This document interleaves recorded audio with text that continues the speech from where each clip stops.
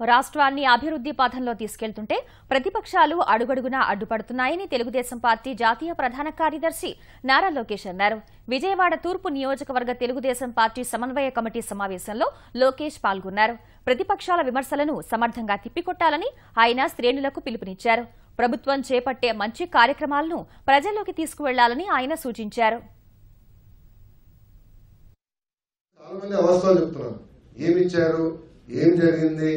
Telugu Desam party ఏం చేసింది చాలా మంది అవాస్తవాలు ప్రచారం చేస్తున్నారు.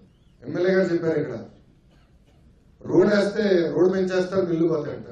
బేసిక్ సర్వే ఎంతమందికి ఇల్లు ఉన్నాయి, ఎంతమంది లేవని చేస్తే మీ ఇళ్ళని తొలగిస్తారంట. ఇదేంటంటే అవాస్తవాలు ప్రచారం చేయడానికి ప్రతిపక్ష పార్టీలు సిద్ధంగా ఉంటాయి. కమ్యూనిస్ట్ పార్టీలు కొంచెం స్పీడ్ ఎక్కువ ఇలాంటి విషయాలు.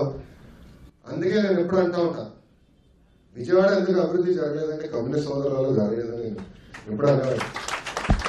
ఏనాడు ఒక ఫ్యాక్టరీని పెట్టించేవారు కాదు, ఒక రోడ్ వేయరు, ఒక డ్రింకింగ్ వాటర్ స్కీమ్ పెట్టారు. ఇప్పుడు రోడ్లు వేస్తుంటే ఇల్లు తొలగిస్తారంటారు. ఏనాడైనా ఒక నాయకుడు కానీ మంత్రి కానీ ముఖ్యమంత్రి గారు చెప్పారంటే ఇల్లు తొలగిస్తారు? చెప్పలేదు.